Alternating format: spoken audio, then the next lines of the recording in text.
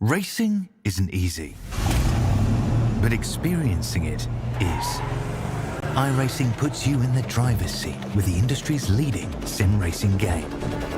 Drive on laser scan replicas of the greatest racing circuits from around the world. Go head-to-head against other drivers chosen by skill-based matchmaking to ensure competitive racing at every level.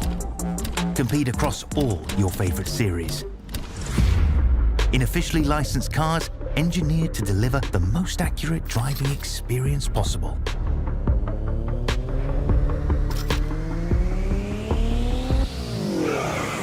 Join a race or host your own with players from across the globe. Race against the computer or in a league with friends. Feel the thrill behind the wheel. Visit iRacing.com.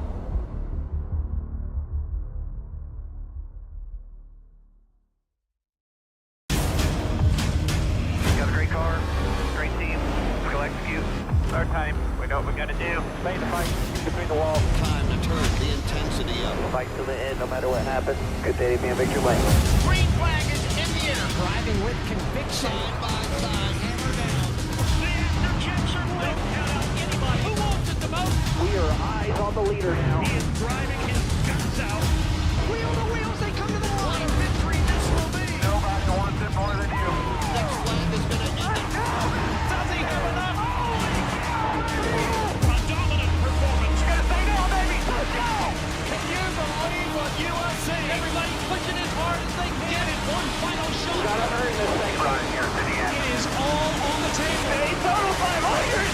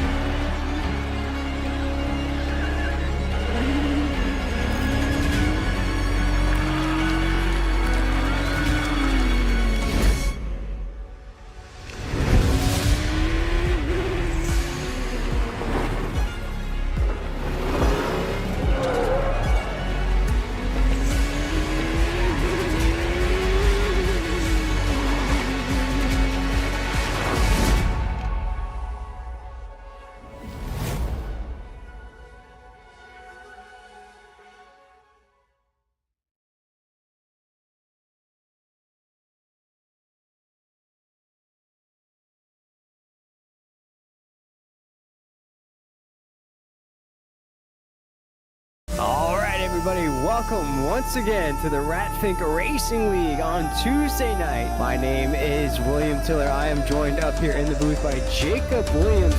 Drivers, start your engine! Hi, boss man.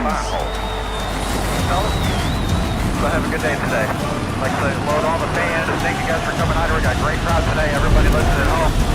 Leave home out there. Everybody enjoy the race. Get it all done all day long. Get ready to go. How are you feeling about today, guys? Stay focused, be smart. You guys been doing a great job out there really on the outside. Look for nothing other than that for the rest of the race. With short track racing here on a Tuesday night. And we are thundering and lightning into corner number one as this race kicks off officially.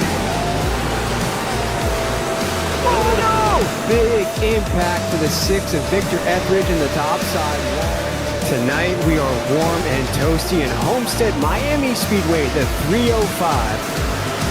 Ooh, you see damage and scrape that topside wall. It's time to go racing once again in the Ratfink Racing League as George Ross in the 79 takes us into corner number one. Action starting to pick up here off of two. Oh my goodness, as the machine comes off of two. It's time for the Tuesday night Ratfink Racing League.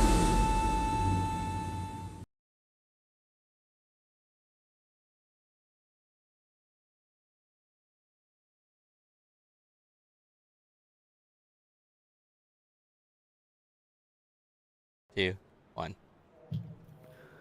Hello and welcome to another edition of the Ratfink Racing League Tuesday Night Truck Series here from Legacy Pocono. My name is William Tiller, joined up here by Oscar Jensen, and the playoffs have begun. We have 10 drivers that will race for a championship, all said and done here in the next 6 races. Oscar, we're coming off a crazy regular season ending last week with a first-time winner of Dustin Kleba. What do you expect here tonight at the Legacy Pocono Trickety Triangle? You know, Will, that is a good question. I think we're going to see a lot of these drivers kind of struggle with trying to move themselves up, especially early on in this race. This track, you know, it's known as a tricky triangle, so those playoff drivers that are competing for the championship, watch out for them early on to make sure that they avoid incident. As we get ready to get things rocking and rolling here tonight, let's go ahead and jump to that starting grid before we take that green flag. On row number 1, we're going to have Jordan Tross and Jesse Gordon. Row number 2, Victor Etheridge and Tommy Wynn. Row number 3 will feature Paul White and Dakota Reeder. Row number 4 will have Anthony Harden and Justin Clapper. Row number 5 will feature Tom Ringer and David Bersecki. Row number 6 will have Lance Losh and Brian Sousta as the pace truck pulls off 65 laps here at the Tricky Triangle as we continue that starting grid for you folks at home. This race has begun into the first corner.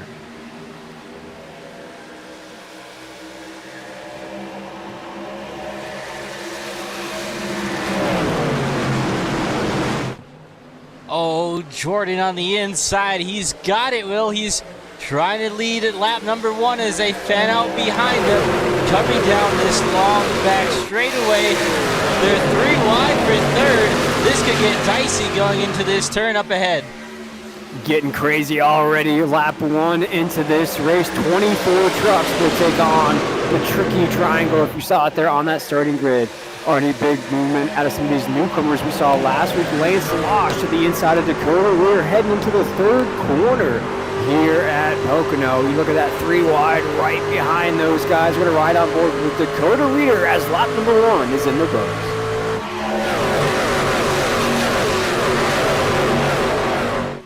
Now, Will, you're going to want to try and gain as many spots as you can on these restarts. If we see multiple, we already saw a few weeks ago at Iowa, probably the longest green flag race of the season that we've probably had for some of these drivers. So Pocono, we really don't know what to expect coming into here with how tricky it is to try and manage, but right now these drivers are off to a great start.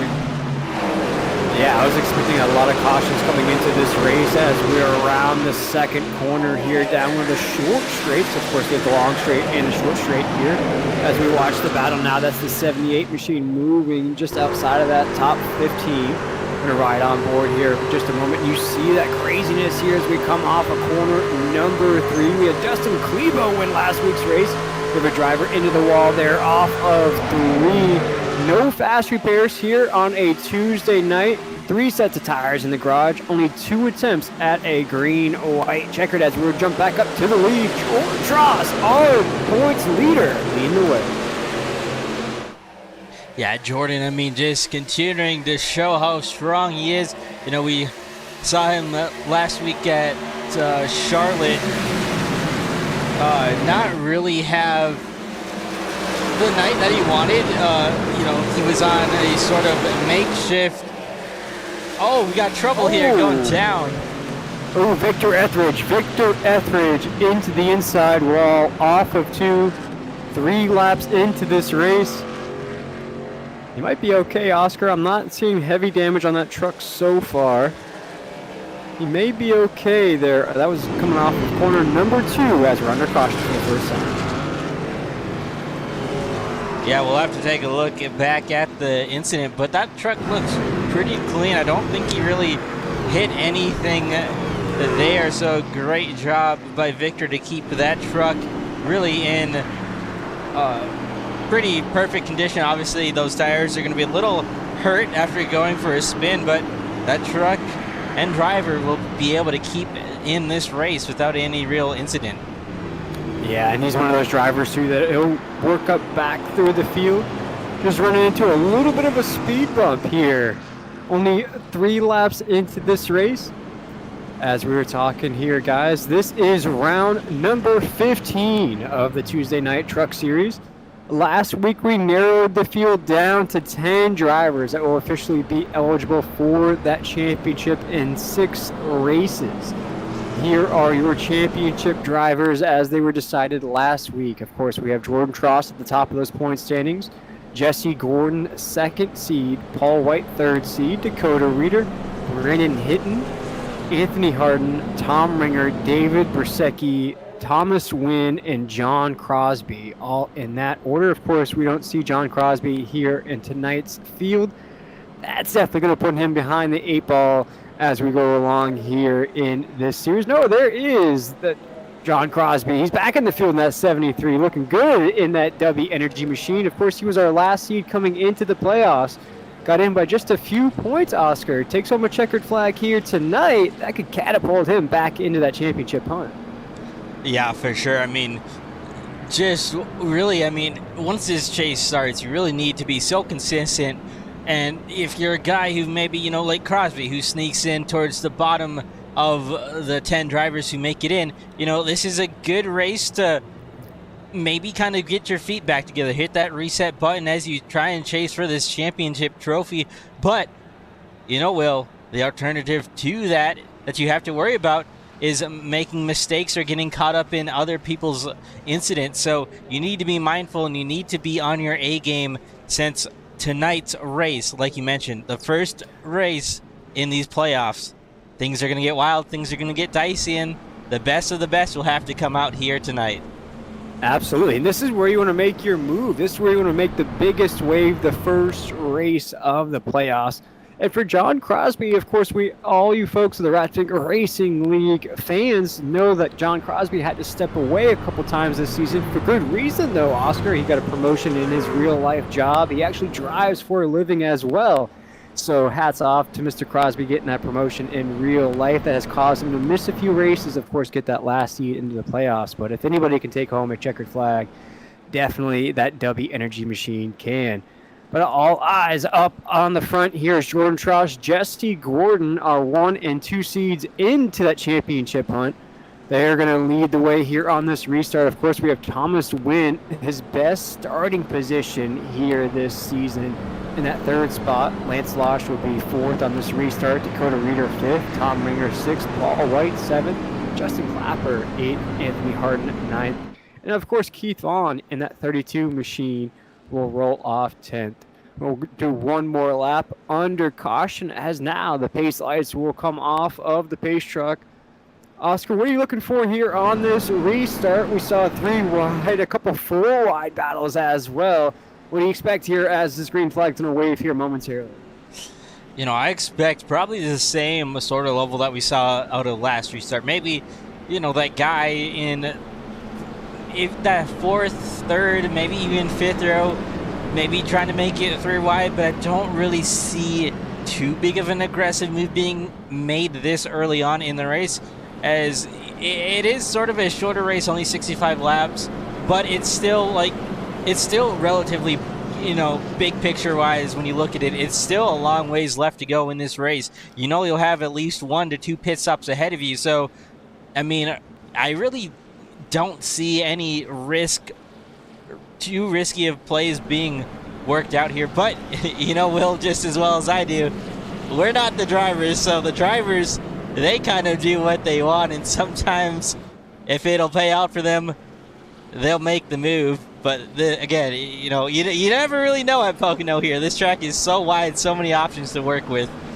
That's why they call it the tricky triangle. You just never know what it's going to bring. And I promise you drivers out there that we're going to highlight some of these paint schemes watching live here on YouTube. I mean, there are some awesome ones here tonight, Oscar. Some drivers trying out some move fits as well.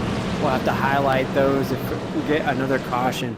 As the pace truck takes us into the last corner, we're going to get ready for this restart. We had our first caution of the night. Victor Etheridge into the inside wall. No heavy damage to the 6 machine, though. He'll just start at the tail end of this pack. Let's get racing. Once again, pace truck will pull off, and will be Jordan Tross, Jesse Gordon taking this restart. Let's get rocking and rolling once again here at Pocono as Jordan takes us a move.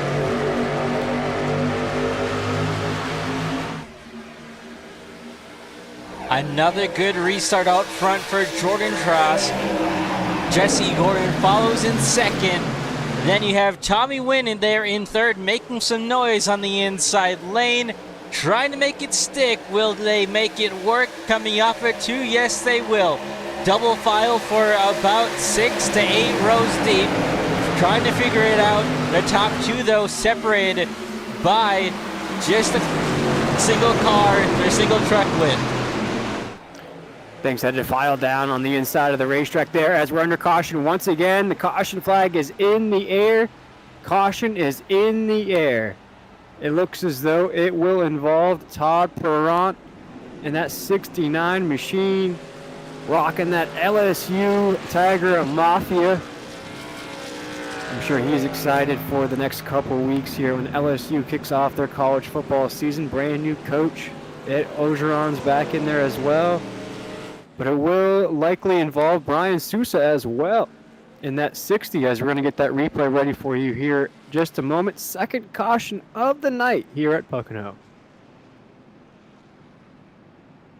Yeah, that was another early incident here, Will. I'm not quite sure if we'll take a look at it here, but I'm not sure what exactly started it. But either way, not off to a good start for some of these drivers back here. As we watch the replay here live on YouTube, it looks as though the 92 may have checked up on the high side of the racetrack. May have just been a bit of a domino effect, and Todd Perrant, I think, just at a weird angle there, Oscar. Just caught the, we'll watch it here once again from another angle. We'll watch this little bit of a check up there from the 92, and the 69 just bumps him at the wrong part of the racetrack there, I think, Oscar. So I think it was just all accidental there, that caution flag. Yeah, I mean, you definitely can see. I'm not sure if that was really anything that anybody really could have done differently. I mean, again, it's kind of one of these restarts where you just got to be a little bit more cautious with guys in front of you, and you see that check up from the 92, and that's really what bottlenecked these guys up behind them. But it wasn't anything over the top. It was just something that happened in front of these guys, these guys being Todd Perrant in the 69, and fortunately just had nowhere to go. It looks as though, as we'll watch this again here, the 77 does come up in front of the 92, and the 92, I think, may have just, I don't know, it may have just let off the gas or didn't think that the could carry into the corner. Just as you mentioned as well, that little bit of checkup, 69 made contact and brings out our second caution of the night here. We'll watch it here once again as the 77 will come right in front of the 92 here. The 92 does have some room here, Oscar, to follow the 77. And I think just that little bit of hesitation caused the domino effect on it. Yeah, for sure. Just, again, just kind of the restarts where, everybody's trying to make up ground but also be cautious of where one another is. And unfortunately, the 69 on Todd Perrant, they're having to spend a little bit of extra time on pit road. But again, another one of these wrecks where it doesn't look like there is too heavy of damage to be given out. So I think each one of these drivers so far should be able to maintain their relatively somewhat track position out there and should be able to get back out here and continue to fight on through these next couple of laps. Absolutely. Live here on Turn Sector Media. If you haven't already, go ahead, like, share, and follow this page. We're live here every Tuesday night. Me and Oscar, I believe, Oscar, you were live a couple other nights as well here in the Ratfink Racing League. You cover other leagues as well. But here in the Ratfink Racing League, you're live a couple times during the week here for folks that don't know how much you stream. Yeah, so, I've been able to build this great relationship with Turn Sector Media and the Ratfink Racing League. We do the Tuesday night truck series, the Thursday night next gen series, and the Friday night ARCA series. It's a lot of racing, but it's a lot of fun, and trying to keep up with every single one of these drivers, getting to know them these past couple of weeks. I mean, it's been a blast. So I couldn't be more thankful for having the opportunity, but also getting to know these drivers on a more deeper level. I was able to have conversations with a few of them, and kind of starting to get to know one of these drivers one by one, and it's been an absolute blast. And I'm a little sad that we only have 5 races after tonight before we wrap things up here on Tuesday night, but it's just gonna be a heck of a fun next couple of weeks ahead of us, I think, Will, and we're gonna enjoy each moment that we possibly can up here in the booth. Absolutely. And folks, if you're tuning in here tonight, hit that like button, hit that notification bell as well. So every time we go live here in the Ratfink Racing League, you will get notified that we are live. Oscar's live 3 times. ARCA racing, truck racing, next gens, anything you like, you can catch it here on Turn Sector Media. But we're just about to go green here as the pace lights are off. Top 10's ready to rock. Todd Brunt will fall in line here as it looks as though this restart will be Jesse Gordon, Tommy Wynn up there as well, right next to him. We get things going here in just a second. We also have Justin Clapper, Keith Vaughn, John Crosby's inside the top 5, Anthony Harden, Roger Diebold, Cooper Brackens, Jordan Tross, and Dakota Reeder. As we're getting ready to get things going here once again, the Batmobile will take us to the green flag. Race truck will pull off. There it goes down pit road. The Batmobile, Tommy Wynn across that start-finish line. Green flags in the air. The tricky triangle as we head to 1. Another good restart for the leader here as we head into 1 and 2. Jesse Gordon with the point. Justin Clapper now taking a look to the inside for second.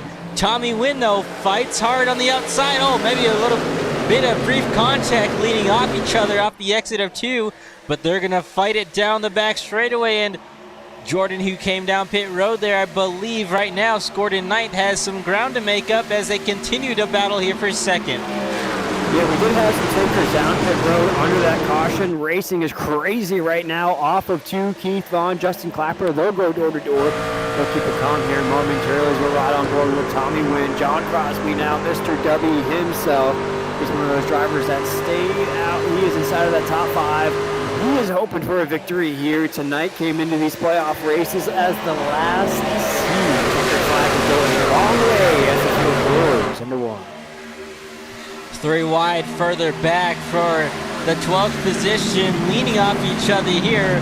That's Cody Deek, I believe, in the 13, and Lance Losh. Those two had a bit of contact between one another as they went into 1, trying to take that position away as the 19, but figuring it out there off of 2, the 97 as well, looking on to take maybe a spot or 2 away as they battle it out. Yeah, the 19 looks as though he was squeezed on the low side of the racetrack, touched the apron for just a moment. Tony Burleson on his high side. There's Brian Sousa as well. We saw him in that last caution. Lance will stay to the inside of the racetrack here. Great run from Lance last week at Charlotte in that 19 machine, one of those newcomers making big waves to end this season here as Jesse Gordon slides with a big block for Tommy Wynn into 1.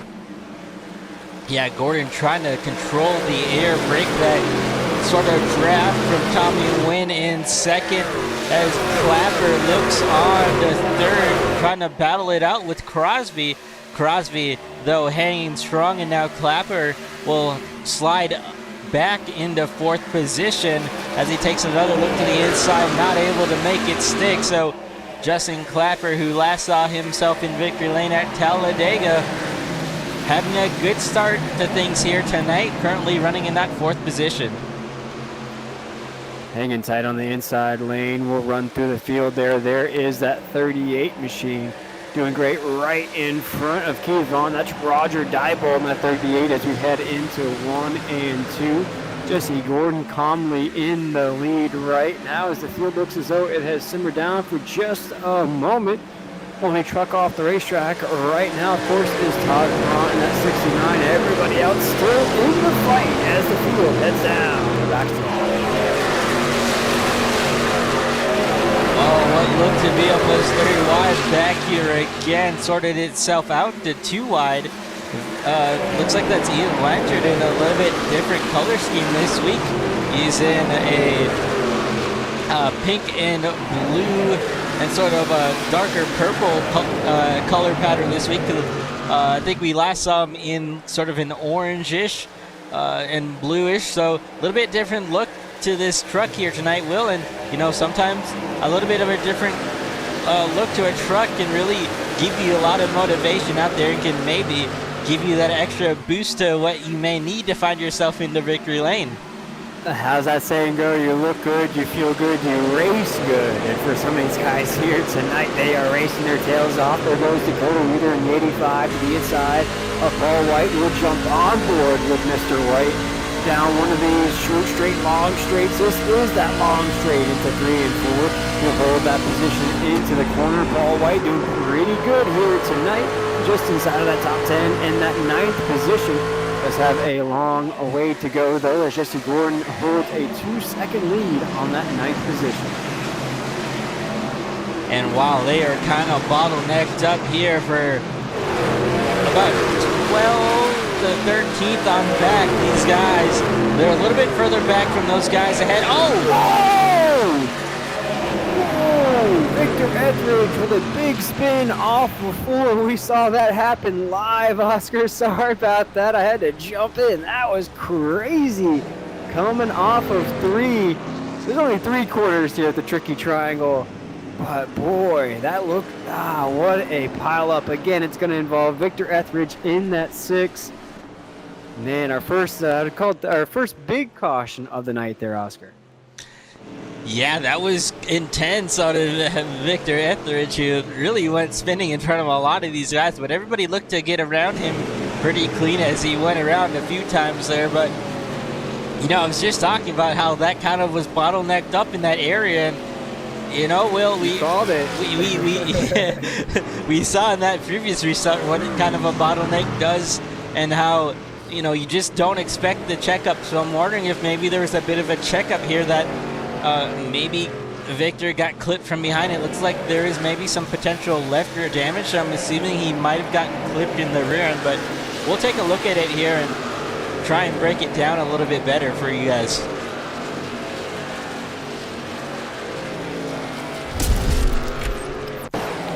Check out this replay here.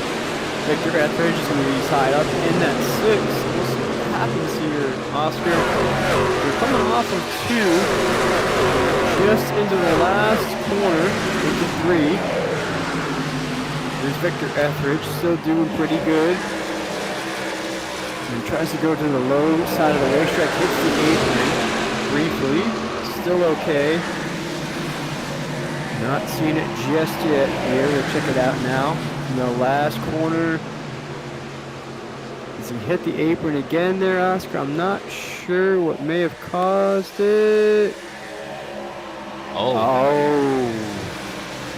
I believe that's the 26 may have gotten loose coming off of 3. Yeah, it may have bumped that fender, if I saw that correctly there. Yeah, it looked like the 26 definitely got that outside wall a bit and then bounced off, and just Victor Etheridge had no really wrongdoing there, just unfortunately wrong place, wrong time in the 26 of Toby Bruce. You know, probably, I'm trying to apologize over radio, letting Victor know that he didn't mean to do that, but either way, that was an unfortunate corner there for Victor. That's tough right there. What you're hearing, a lot of these cautions here tonight, Oscar, they're just accidental. Oh man, and that one. Toby's just gonna hit that wall, and then unfortunately just doesn't know the 6 is there, so tries to get it straight, clips that 6.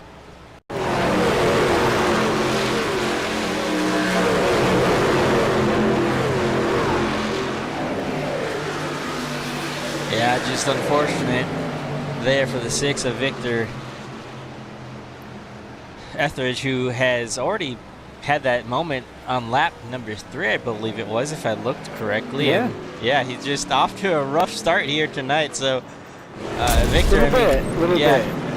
no wrongdoing out of that incident. I don't think we actually took a look at that first one, but we can always go back and take a look at it. But either way, I mean, actually, you know what? Let's do that. Let's take a look and see what happened under the first incident, because I know we never actually did look back at it. So we'll see if we go back a little bit.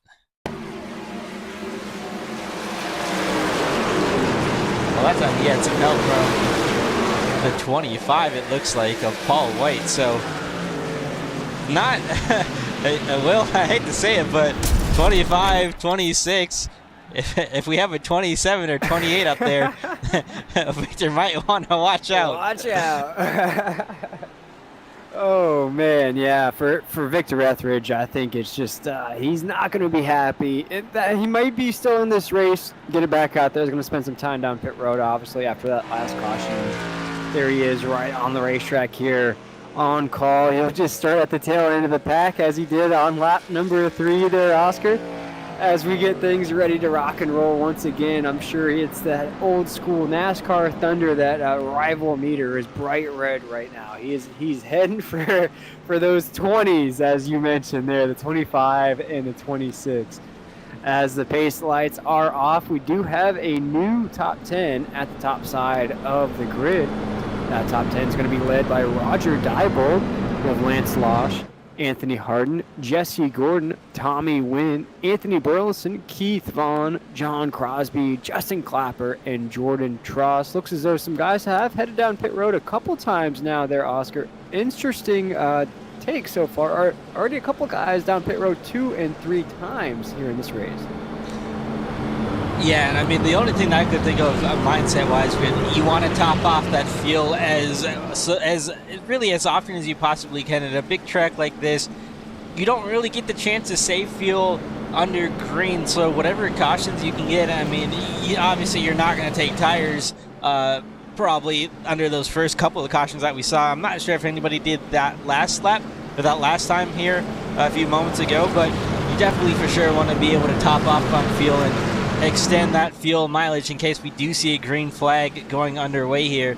You want to be the best on fuel that you possibly can be. So I think that's really what we see out of a lot of these crews and what their strategy call is. But if we see a lot of cautions here, Will, that strategy won't really be too big of a factor to play into. A lot of little cautions so far, 1 and 2 trucks. No big ones quite yet. That looked big on that initial look there with Victor Etheridge, just last caution, but not big just yet. But Roger Diebold in that 38 will take the green flag here on this restart. He will take that Dodge Ram into 1. Another great start for the race leader as they settle in the second and the third. Losh holds on to second. Gordon tries to hang on over Harden for that third position, and boy, they're getting a little bit squirrely there coming off of 2 or 1. Whoa. Field started according towards the top side of the racetrack. It stalled just before there was contact. It got crazy there for a moment. Oscar went through wide into 2. We're going to go down that short straight here at... Oh, another big wreck! Big wreck off of 2. That is the 26 machine. We just mentioned it. I believe that's the 78 as well tied up here. That's Toby Bruce in that 26, the 78 machine, the Bojangles machine of Cooper Brackens here. It's going to bring out the caution flag once again. Shout out to Cooper for rocking that Bojangles paint scheme. Looking pretty good here on a Tuesday night, making me hungry for some Bojangles. We don't have that. We're on that right. I'm right there with you, Will. I love some Bojangles, especially their breakfast. That's usually my go-to, but I'm kind of the same boat as you. I don't have those with where I'm at, so every time I'm able to get out to Bojangles, it's always a hoot for me. And you know, unfortunately, this one is going to get caught up with some incidents coming into turn 2, but again, Will, another issue here on the restart. So these guys, they're having, I'm not quite sure if it's because of stack ups or if it's just aggression level picking up because of the chase, but these incidents early on, these restarts, are not allowing some of these guys who either take tires or top off to make a lot of ground on these restarts. And what it's really causing too, Oscar, just to mention to the folks at home, it's causing quite a shuffle in the grid. All these restarts, we have guys staying out, guys heading down pit road, some guys topping off, as Oscar mentioned, some guys taking tires. So some of these big favorites, some of these big names, if you will, are getting just shuffled in and out of the grid. We see names all over the place. You know, we see Tommy Wynn, who was up in the top 3. He's in 5th right now. We look at Clapper. He's down to 9th. The grid just spread all over the place for these just crazy cautions. And look, we had some guys faking us out down pit road as well. Lance Losh and Roger Diebold, a little okey-doke down pit road. Yeah, try to maybe get some takers on there, but it doesn't really look like anybody fell for it there. But let's go back and take a quick look at what happened between Toby Bruce and I can't even remember already who else it was. Cooper Brackens, I believe. Brackens, yes, yeah, sir. Brackens. Bojangles truck. It's Bojangles truck.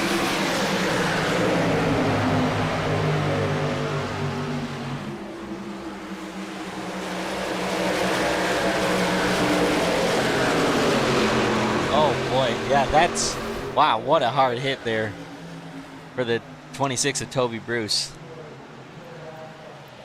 And this update on this last option, looks as though Cooper Brackens has headed to Bojangles. He has parked that truck in the garage and may have gotten some of that chicken biscuits, from what I remember from Bojangles. Yeah, both those trucks having some pretty hard hits. Obviously, Toby Bruce, it looks like that motor completely went away, and Cooper Brackens also having pretty massive hit there. It's wobbling. You can see it here on this replay. That right side, that right fender is completely gone. It's wobbling down the racetrack. You see him trying to steer it into those corners. That thing is cooked, if you will. Yeah, both those trucks easily having a lot of sort of breakage under those two drivers, which, again, unfortunate exits here as they both look to bring it back behind the wall and probably will not get back out on track. So 2 drivers that are going to go be the first drivers out on the night, but still a lot of the field out here, even through all the troubles that we've had, there's still at least 22 drivers out on the racetrack. Only 2 retirees so far. Caution starting to pile up here on a Tuesday night. This is the Tuesday Night Truck Series here in the Ratfink Racing League. And as we get ready for this restart, now is our opportunity, Oscar, before any more trucks get retired in tonight's race. Of course, we look through tonight's field. Jesse Gordon up there with that Batmobile. Lance Losh. We have Anthony Harden in that John Deere machine. Roger Diebold rocking that Dodge Ram paint scheme. Tony Burleson. Tommy Wynn has broken out a new paint scheme here tonight as well inside of that top 10 with some green rims, black paint scheme. Looking good in that. I can't tell what that is. It looks like one of the monsters from Ghostbusters. I'm just forgetting the name there, Oscar.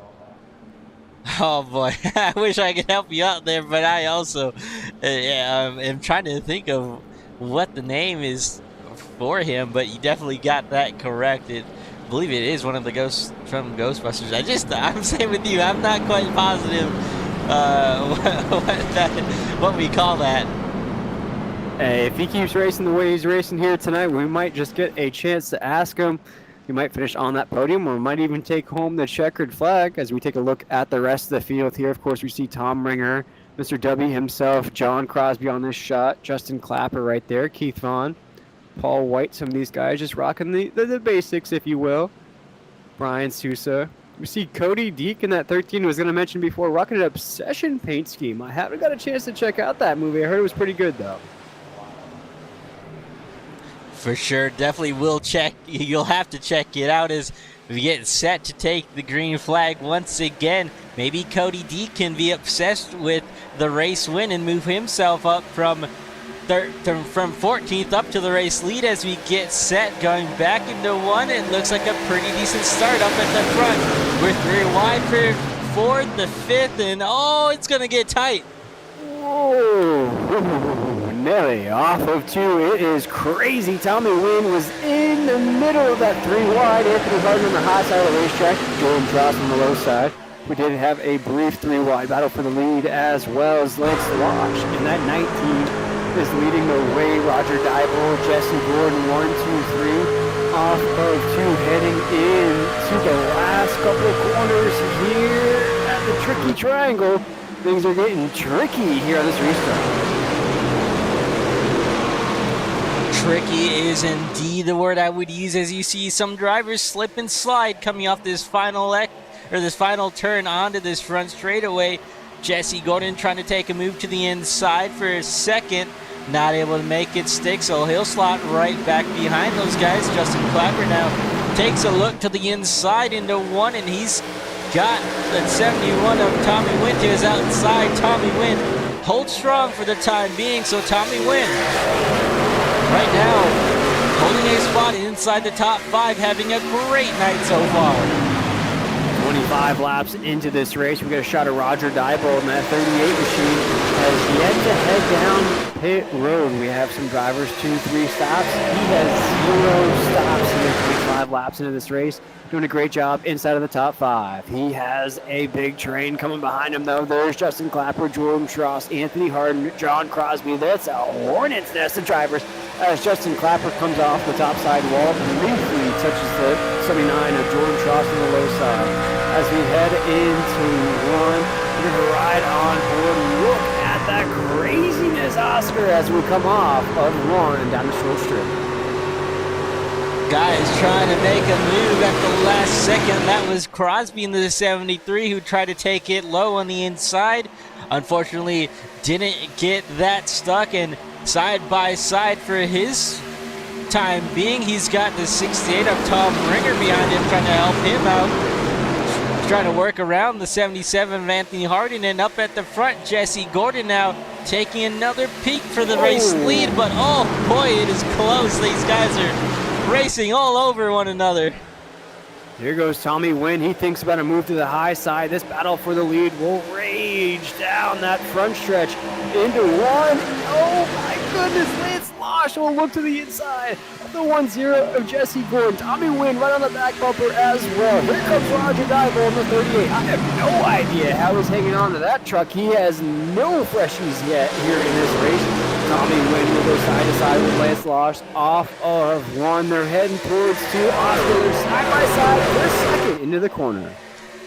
How about that move by Tommy Wynn? He's showing up tonight into that truck. He's been able to make that higher side work. He's up to second now, trying to trace down Jesse Gordon for the top spot. Does he have the help from behind, though? That's the question. It really depends on if you can get a push from behind to help you out on these long straightaways. You don't want to get stalled out side by side, because that would open up the door for the driver behind you to make a 2-pass move. So really, you want some help, but Tommy Wynn might not need it with the way he is looking right now. The anxiety of this race, you can feel the energy up here in the booth. Only 28 laps into this race, 65 will decide it, as again we're 3 wide off of the corner. What a crazy race. Tom Ringer, I believe, on the inside. Justin Clapper on the high side. Jordan Tross was in the middle of that. They'll go now single file. Jordan Tross on the high side. Justin Clapper on the 63 will try to go on the low side to block the 68 of Tom Ringer, as the 68 and the 79 will go side by side. Jesse Gordon leading the way with Tommy Wynn right there in that second position. Oscar, you can feel that the intensity, the anxiety, everything is on level 10 as Jesse Gordon will make it 29 into 1. Yeah, the pickup from these drivers, these past couple of restarts, you know, it still remains pretty calm, but you see once they get a little bit more comfortable and once they know who they really have around them, it really picks up, and we've already seen drivers lean off each other. We saw Justin Clapper and Jordan Trosser leaning off each other a few laps ago. We also, see some of these guys a little bit further back, almost all but hanging it off the corner sideways. So, I mean, the aggression level through the roof right now, and these guys know what's at stake, especially those guys who are racing in that chase. And shout out to Mama Wynn watching live with us here in Turn Sector Media Live on YouTube.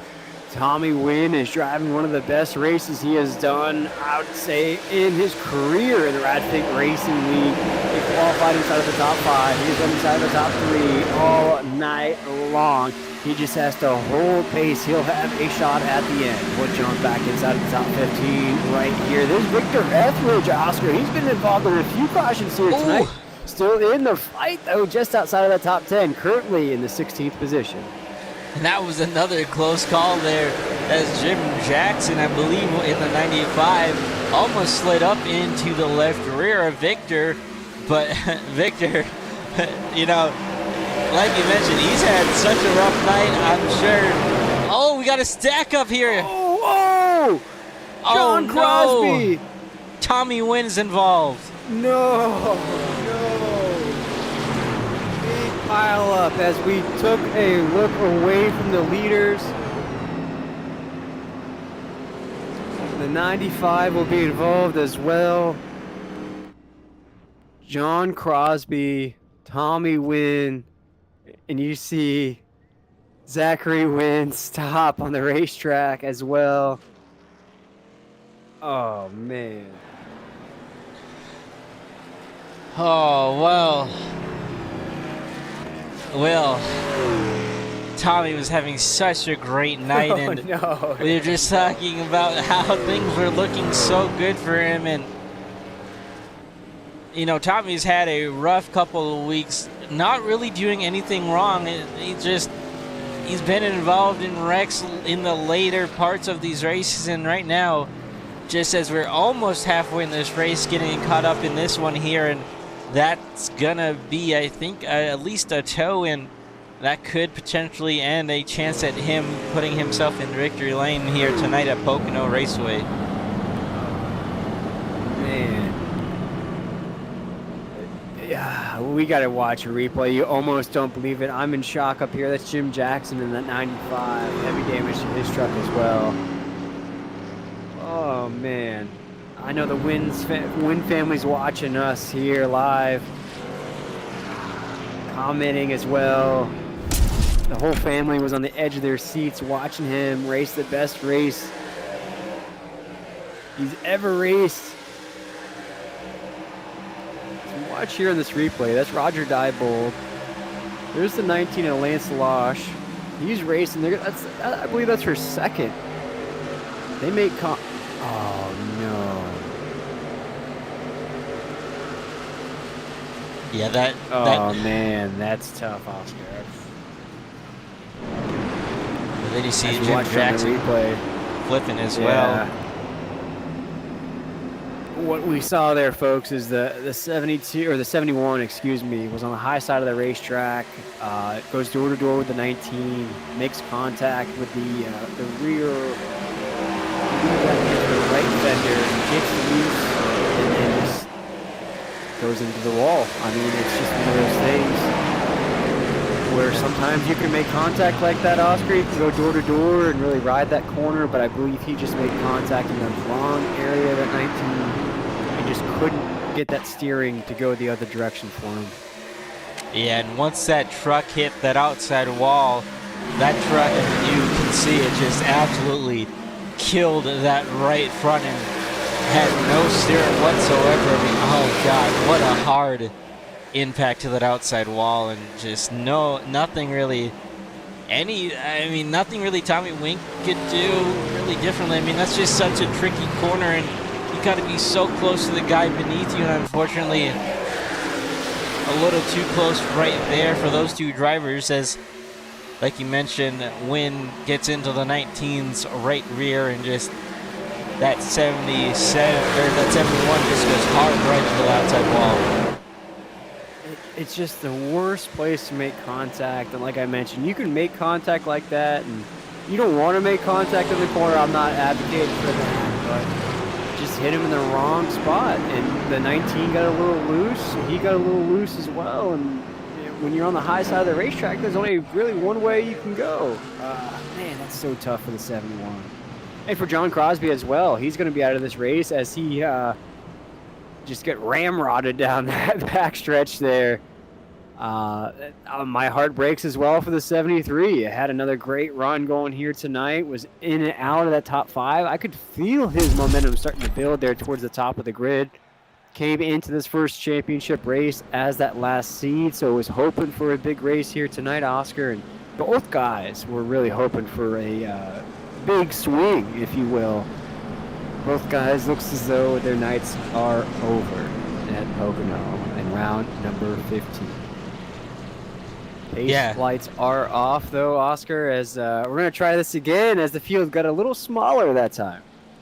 Yeah, I mean, you talk about just really what the implications do to both those drivers. I mean, both those drivers in the playoffs here, both those drivers now going to be back behind the wall. So Tommy Wynn, who came in second to last, I believe, in the standings, out early here, currently being scored with a 22nd result. Then we talked about John Crosby as well. He right now getting scored in 23rd. So looking at the point side of things, this is a huge implication with these drivers in their teams, and definitely with all these other guys out here who are still out on the track. I mean, all you see is just points out there being lost, and just a hard, difficult night for those two drivers. Oof. All right, well, let's get ready for this restart. Paul White, Jesse Gordon, Lance Losh, Roger Dybel, Todd Perrant, Justin Clapper, Tom Ringer, Dakota Reeder, Anthony Harden, Keith Vaughn, our new top 10. As we come off of that last set of corners, the pace truck will pull off. Get a few more trucks in the garage. Let's get things rocking once again here at Pocono as Paul White will take the green flag into one as they check up. Big checkup on this restart. Oh my goodness. As everybody will settle down though, as we're now into one, Oscar. This could be crazy.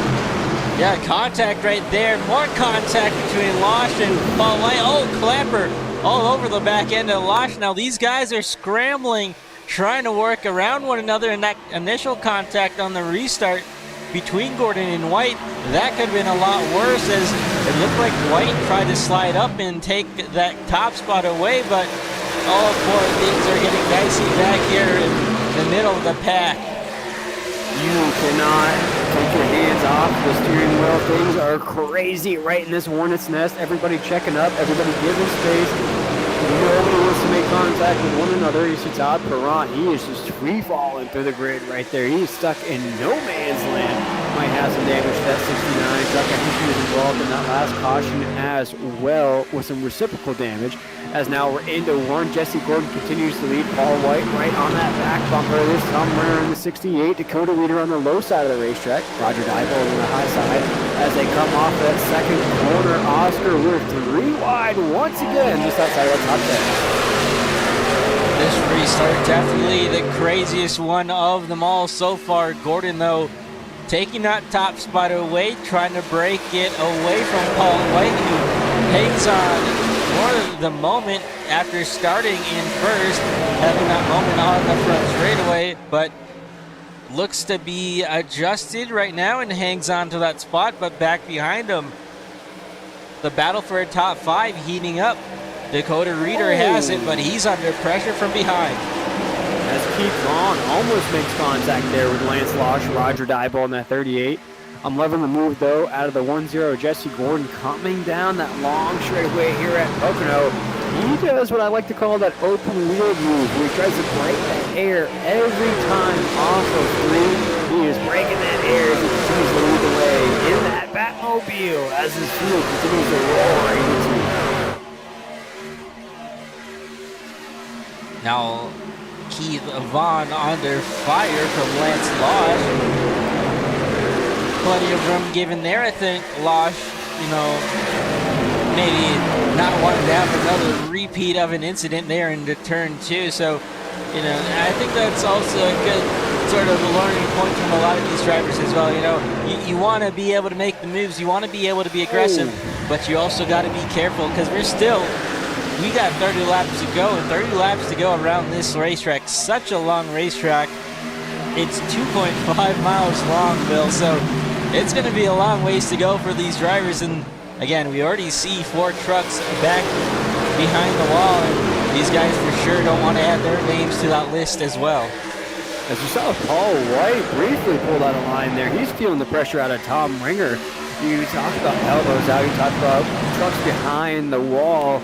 You don't want to see any more of these leaders have to retire early. This is a great race we've had here tonight. Jesse Gordon has been the top dog, but he does have a lot of guys that will give him a fight here at the end. Jordan Tross, one of them in that 79 machine. He is trying to crack back inside that top 10, just outside of it. As we are single file, there's Tom Ringer, who is under fire. I believe that is Roger Diebold up there battling for position. And you just see all these drivers snaking down the front straightaway, and what chaos that it really forces into one. Guys still trying to get their trucks turned, and Tom Ringer trying to hang on to it, but he's got a lot of pressure out back and in front. He's pushing Tom Ringer in front, but now Keith Vaughn taking a look to his inside, so trying to help one driver out while getting pressured from another. Keith Vaughn has to check up into the apex of the corner. Does so. He slides that tail right in front of the 19 and Lance Losh. Lance now pulls to the inside of the 32. He has Justin Clapper in that 63 right behind him. He'll smooth off that bumper. He'll sit to the inside of the 32. Lance Losh in that 6th position. Now slides behind that 32 across that start-finish line. Jesse Gordon continues to move the road. A little bit of battle for the third. That is Roger Diebold, Tom Ringer. They keep going at it. Keith Vaughn now has to swing out of the way of the 68. He'll look to the inside of the 68. This is for 4.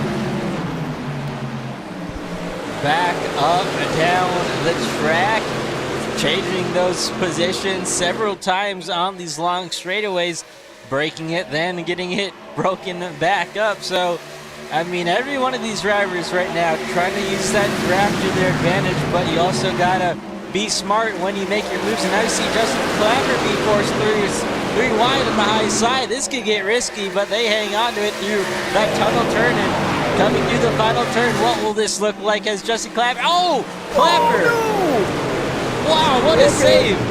What a save! Saved it. Wow!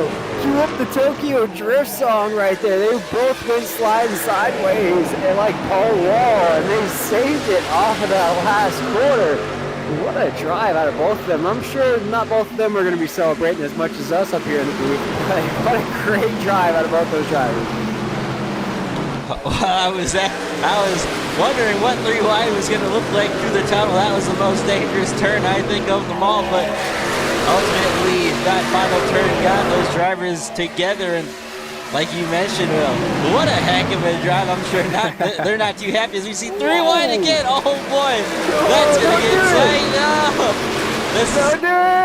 Oh boy, 3 wide in the middle. That's Paul White there in that 25 red and black. Now backs out of it, says, I want no part of 3 wide going into that final turn. So he'll give up at least 2 spots there, but he'll be able to remain in the fight.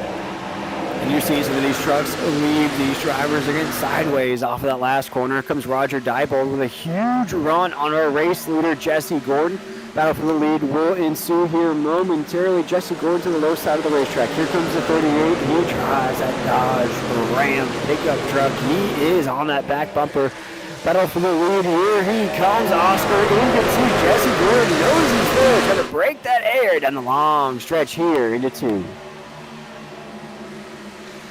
Yeah, Jesse Gordon, I mean, he has had the good air, but he hasn't been able to pull away quite yet. And I mean, you see just the stack of drivers behind that are really just waiting to get their opportunity at maybe making a dive to the inside on Jesse Gordon. But Gordon, I mean, has been able to snake down these straightaways and kind of hold these guys at bay as we see 24 laps to go now. The question is, can Jesse Gordon hang on? Jesse Gordon trying to break the air anywhere he can as he dives to the inside of the corner. Roger Diebold right there. Tom Ringer in the 68. Here's door to door with a 32 and Pete Vaughn. That is for the last position on the podium currently. As now the 68 will fall right inside the 32. 32 now on the back up with a 38. They're trying to build something on the high side of the racetrack to try to get around Jesse Gordon. Nothing has worked so far here, Oscar, as now they're down that straightaway. Once again, Keith Vaughn gets loose. Tom Ringer to the inside. They keep battling for third. Jesse Gordon continues the lead. 24 laps to go.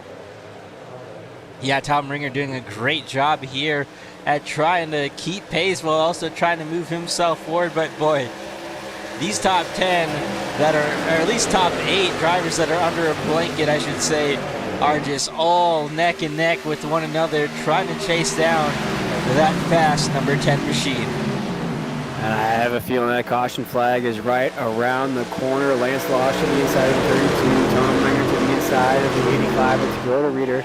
We have 2 by 2 by 2 out of that backstretch.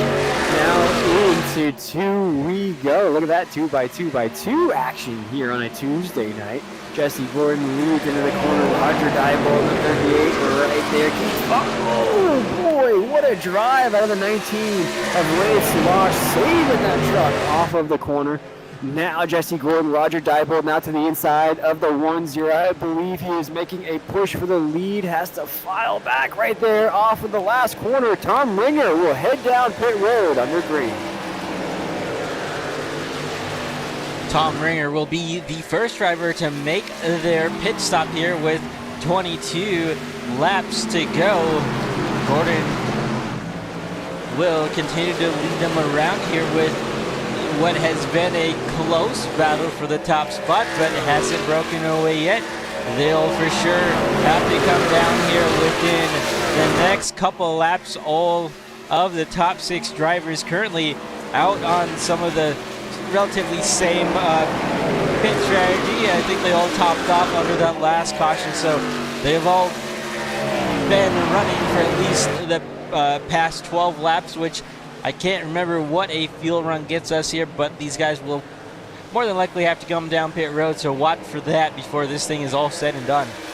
And I have to say, with those cautions that really happened in a hurry there, it's a mixed bag of drivers. As we mentioned throughout tonight's broadcast, some drivers have topped off, some drivers have got tires, so we really don't have a clear indication of what these drivers need or how far they can go. They all got kind of jumbled up there in the middle of the race.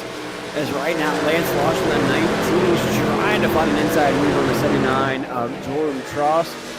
He's stuck right on that back bumper down that stretch into the corner.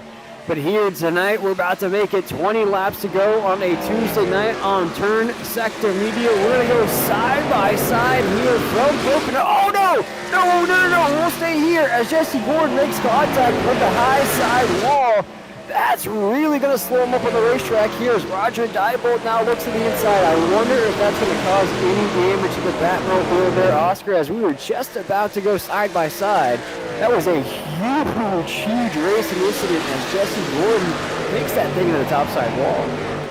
Yeah, we already saw what really a decent size impact to that outside wall in going into that tunnel turn would really do. And I mean, it looks like Gordon's relatively able to maintain pace, but you just wonder if maybe that could have knocked the steering out of alignment, I think, which at a place like this, you really don't want that steering to be unaligned. So if that was a hard enough hit to really mess with Jesse Gordon's steering, that could ultimately be a big factor if a driver is able to get up side by side with him. That would really force him into an awkward position to try and battle out for the top spot. But I mean, it looks like pretty back on track, I'd say. Maybe backed it down a little bit there for the second, but now pulling back away that lead by about 4 to 5 truck lengths here down the front straightaway. Looks as though things have settled down for just a moment, so we'll take that opportunity to go side by side here on a Tuesday night. We'll be right back live from Pocono in just a moment. Racing isn't easy, but experiencing it is. iRacing puts you in the driver's seat with the industry's leading sim racing game. Drive on laser scan replicas of the greatest racing circuits from around the world. Go head-to-head against other drivers chosen by skill-based matchmaking to ensure competitive racing at every level. Compete across all your favorite series. In officially licensed cars, engineered to deliver the most accurate driving experience possible.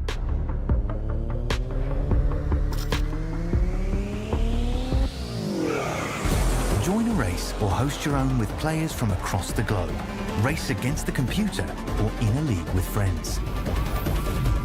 Feel the thrill behind the wheel.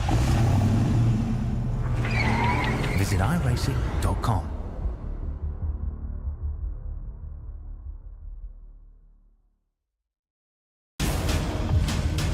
Got a great car, great team. We'll execute. Our time. We know what we gotta do. Stay in the fight between the walls. Time to turn the intensity up. Fight to the end, no matter what happens. Good day to be in victory lane. Green flag is in the air. Driving with conviction. Side by side, hammer down. The afterchecks are lit. Don't count out anybody. Who wants it the most? We are eyes on the leader now. He is driving his guts out. Wheel to wheels, they come to the line. What a victory this will be. Nobody wants it more than you. Next flag is going to end it.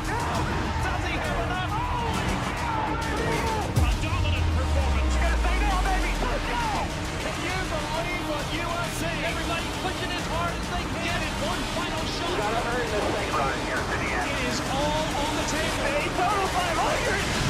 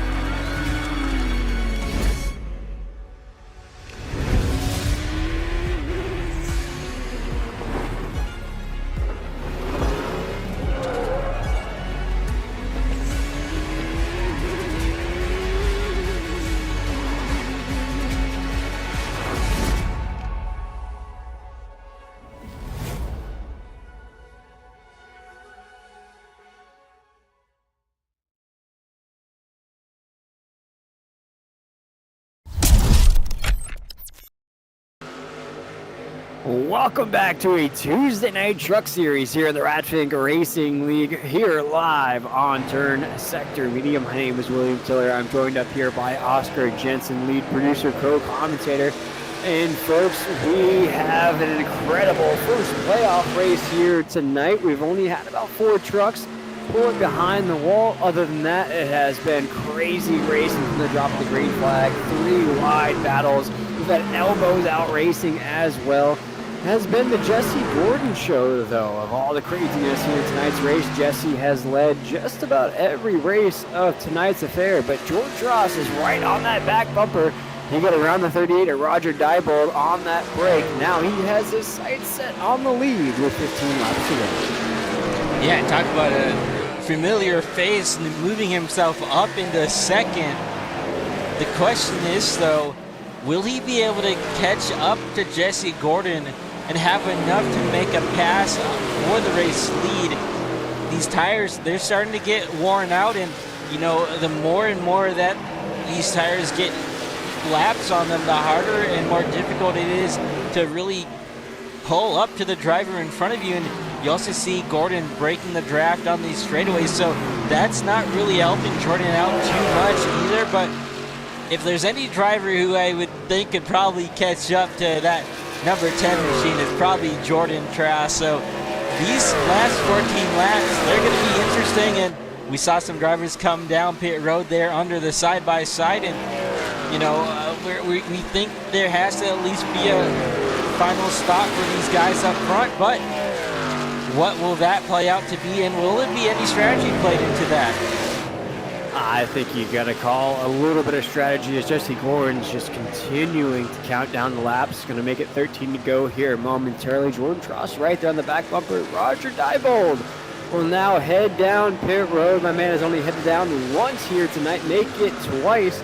He does have a visitor down with him. I believe the 74 was heading down right behind Roger Diebold in that 38 machine.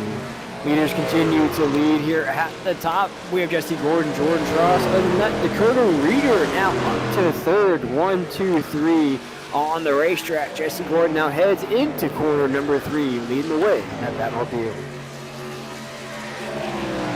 Yeah, I mean, Jesse Gordon just doing an outstanding job at maintaining this lead throughout this whole thing. And, you know, that's really what is going to put you in success for this championship hunt. And you have two of the guys that came in here in the top 2 spots, Jesse Gordon, Jordan Trask. They're really doing what they need to do. You see Jordan now making himself the first driver out of those top 2 to work himself on the pit road. But Will, the top 2 drivers out on track are the top 2 drivers in the standings, and I mean, they're gonna battle it out this whole rest of the season, and they're proving why they are the top 2 drivers as well out here. Yeah, I'd have to assume the 1-0 of Jesse Gordon will head down here. You saw him getting loose just a little bit on that brake. Little wall into the topside wall just a few times as he heads into corner number 2. We have Dakota Reeder now moves up to second. Lance Losh up to third. Anthony Harden fourth. Jordan Tross now only in fifth with that green flag pit stop. So he'll come out of this pretty good. 12 laps to go. Jesse Gordon will take us into corner number 3. I'm going to stick with you here to see if he heads down pit road. He looks as though he will stay. No, the Batmobile will head down pit road. Our leader, Jesse Gordon, down pit road. Now this pit road is such a caution out on the racetrack, Will. We got a driver around. Oh, that's Todd Perrott, the 69. The 69 of Todd Perrott. Caution waves as Jesse Gordon was down pit road. Oh, man. So I was going to say that this pit road can be a tricky one to get stopped in your box, but any mistakes that Jesse Gordon may have had will not really be too big of an issue here as his caution comes out while he's on pit road. He's obviously going to be able to get the service from his pit crew, but you know, that will probably hurt Jordan Tross a little bit, who had just made his stop a lap ago and will be put behind some of these guys who did just come down pit road that time by. So this is going to be another sort of shake up as this caution falls late in this race. I'm going to have to take a second up here in the booth to figure out what's going to happen to that grid. We had guys that just headed down. We had guys down pit road as the 69 machine of Todd Perrott that just wants to shake this one off. Not the greatest run there for that Tiger Mafia machine. As now we look at that top 10, and as you mentioned, Oscar, we have Dakota Reeder now our race leader. Anthony Harden is registered in second. Dakota Reeder third. Tom Ringer third. Jesse Gordon fourth. Paul White fifth. Jordan Tross sixth. Ian Blanchard in that 47 up to seventh. Lance Losh eighth. Keith Vaughn ninth. And then Brandon Hitton in that 5 will be our 10th truck on the racetrack. As we look at that there, Oscar, a little bit of a shake-up, but I think that caution flag may have waved at just the perfect time for everybody. Yeah, now the question is Dakota Reeder or Anthony Harden, are they going to try and stay out here? They've been out here for 24 laps. I don't think that's enough to make it to the end. So I would fully expect both these top 2 drivers currently to come down on the pit road. But if they somehow think that they have enough, you could potentially see them stay out, which would then throw another wrench into what has happened these past couple laps. But ultimately, I think you look to maybe Tom Ringer coming out with the race lead, Paul White probably in second. We'll see here in a moment what Reeder and Harden decide to do, though. They're heading down right now. Here they come. Actually, the whole line of them. We have Dakota Reeder, Anthony Harden, Paul White, as Tom Ringer will pull out of line. He will become our race leader with Mr. Jesse Gordon himself right on that back bumper. We have a lot of takers down pit road here under caution. Oscar, you called it exactly spot on. Dakota Reeder, Anthony Harden, Paul White, the highlights out of this group, but a big group down pit road. Yeah, and I'm a little surprised out of the call out of Paul White in the 25. He's really on the same strategy as Tom Ringer up there. Those guys were out there for 12 to 13 laps. Obviously, one of those laps is riding under caution here, so not really like it was, what we see out of Reeder with the 20-plus laps, but Paul White has been in some incidents here tonight, so if he did, maybe not feel like everything was under control under that racetrack, obviously you would want to come down pit road and take it. But I do like the call out of Tom Ringer here, who will be cycled out to our race leader. And actually, we talk about Jesse Gordon, maybe potentially being ahead of the game, but he's actually shuffled back to fifth or sixth place. So this is going to be an interesting restart. Tom Ringer, you'll have to watch out for the tire spin. I don't think there will be a lot of it, but it can and will always be a factor on these late race restarts when guys stay out. Yeah, we've seen it a couple times here tonight. It's that weird sort of check-up, guys hitting the brakes, guys kind of squirming out of that restart. And you'd have to assume here with 9 laps to go, these guys are going to try any little thing to get an advantage on these restarts. So I expect the same thing to happen here. Just as you mentioned, Oscar, somebody to try to get a little bit of a move, try to jump out just a little bit extra here. I believe we're going to have about 7 laps to go once those pace lights come off of the pace truck. So still a lot of time to make some moves. Jordan Tross in that 79. He'll be right on the back bumper of that 68. As you mentioned, Jesse Gordon's going to slide down to 9th. Well, let's run through that top 10 for you here as we get ready to get rock and rolling once again. Tom Ringer is our lead truck. We have Jordan Tross in that 79 right there as well. Ian Blanchard, Brandon Hinton in that 5.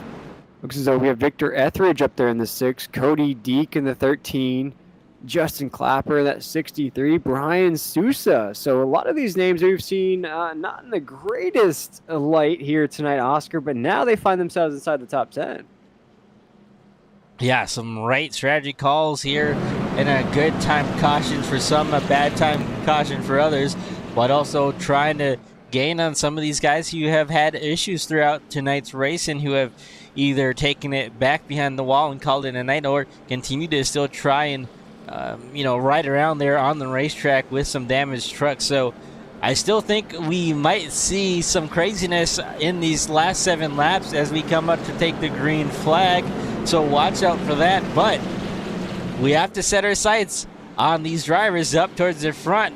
Watch for Jesse Gordon in the 10. He starts in that, I believe that's a 6th row on the inside. So he'll have a lot of ground to make up here on these last 7 laps, but he should be able to make the moves. We know that driver is hungry, and he doesn't like to not be in victory lane, so watch out for that green and black Batmobile. 7 laps to go here when we take the green flag at the very first championship race here. We have 6 races in this championship hunt. 10 drivers will race for that championship title. Tom Ringer, Jordan Tross will be our top 2 trucks here on this restart. Pace truck pulls off. Going to be 7 laps to go. Green flag in the air as Tom Ringer takes us into 1.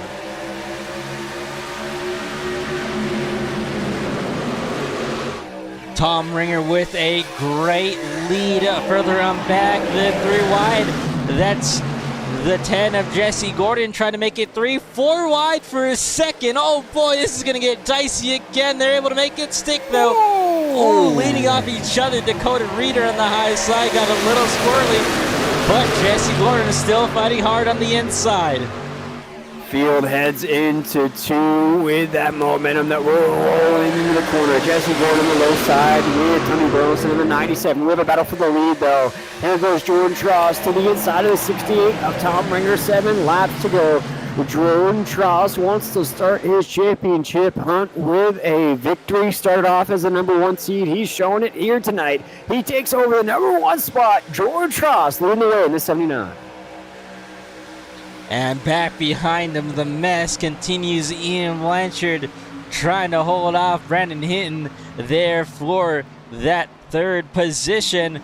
Hinton, though, with a great move to the inside into one, and they still fan out behind. We're seeing 3 wide. Oh, it got tight, and Gordon again, maybe trying to make it 4 wide. Jesse Gordon trying to make it 4 wide. We're 5 wide at Pocono. 5 wide into the corner. Oh. Victor Etheridge gets bumped by the 2.5 of Paul White. We're still racing. Jesse Gordon to the inside of the 85 and a quarter leader. Wow, neither one of these guys wants to be back here. They want to be back up at the top side of the grid. They have a lot of traffic to work through. Jesse Gordon's right there in that 1-0. He'll simmer down for just a moment. He knows his laps are starting to tick away. 6 laps to go. Jordan Tross is leading. Tom Ringer in second. Ian Blanchard is our podium as we're right on board inside of the Batmobile.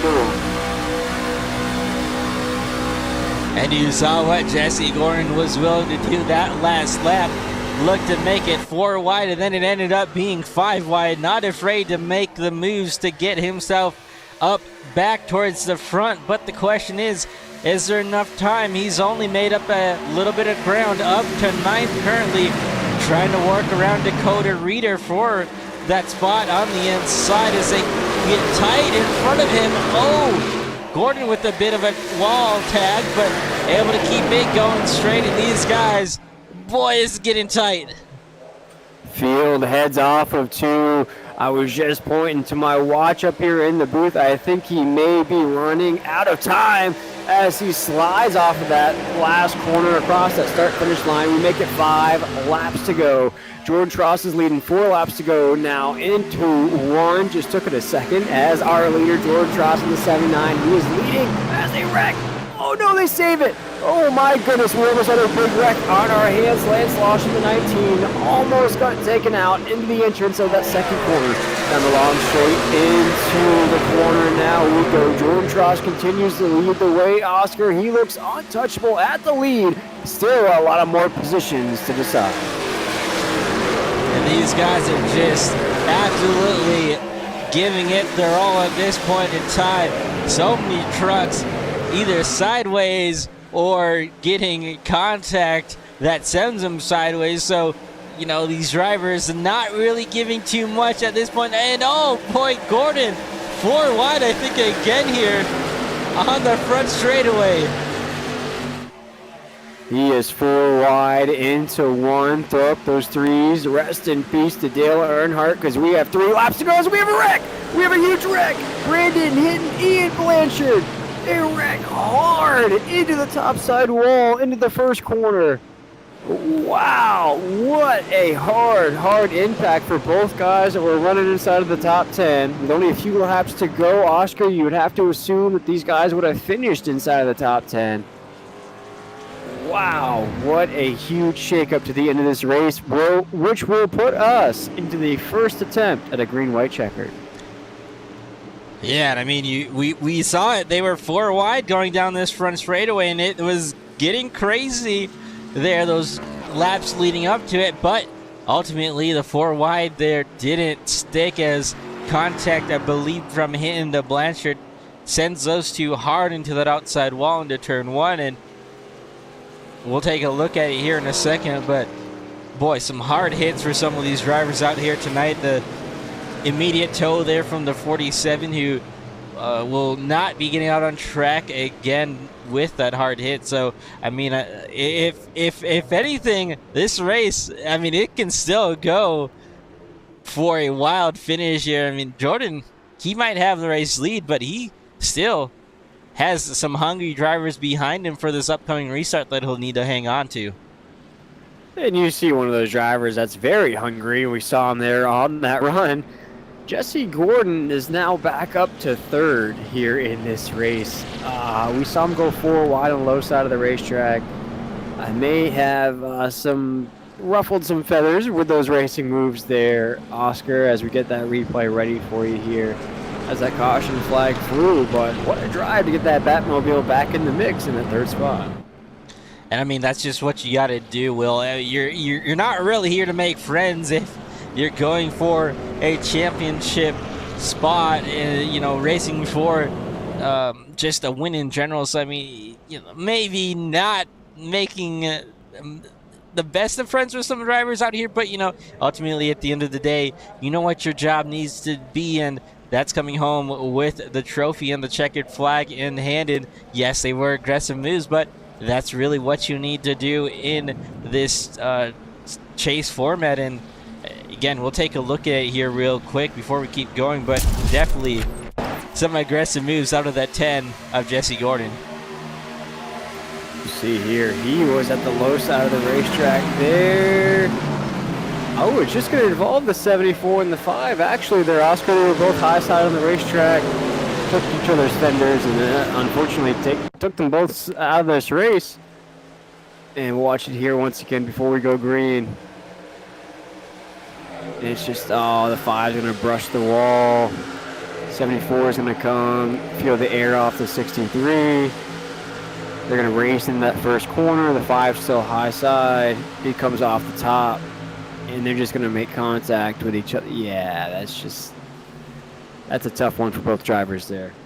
Yeah, definitely not a lot of room with those 4 drivers entering that close to one another into one. And I mean, you see the 74 bounce off the 5, then bounce into the 63, then off the 5 again, and then ultimately those 2 drivers in the 5 and the 74 getting together and making that hard hit with that outside wall. So really just, not enough track, as wide as this track is. Still somehow there's not enough racetrack out here for these drivers to make all those moves going for the race win.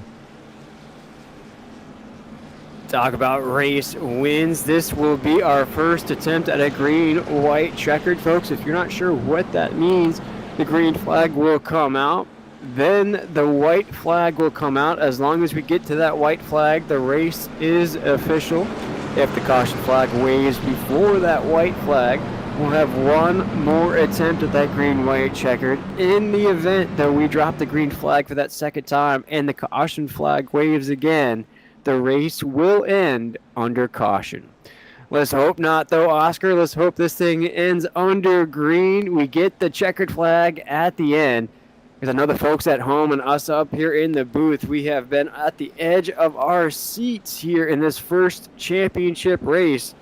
And it's really a great mix of drivers up here between championship contenders, top 2 seeds in the playoffs, and guys really scratching and itching for that first victory of the season.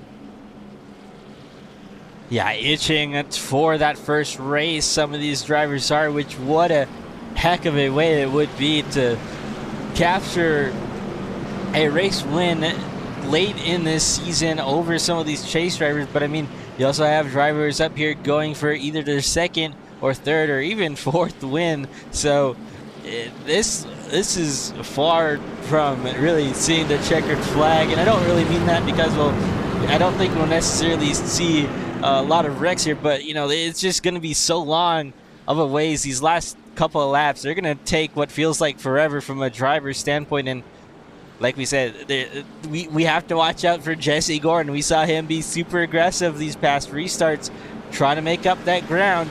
Will he be able to get a good enough launch here to be able to make a move to the inside of Tom Ringer and Jordan Tross? That is the question. And we also see Justin Clapper up there with a shot to get another win on this season. So a lot of drivers up here, Will. It's going to be crazy once this pace truck pulls off. We wouldn't expect anything less here in the Ratfink Racing League Tuesday night truck series. Every single race we have comes down to just an absolute crazy finish. We have guys dominating. We have green-white checkers as we have right here. You are in store for non-stop action as the pace truck pulls off. Here we go, first attempt at overtime. George Ross, Tom Ringer won't take the green flag.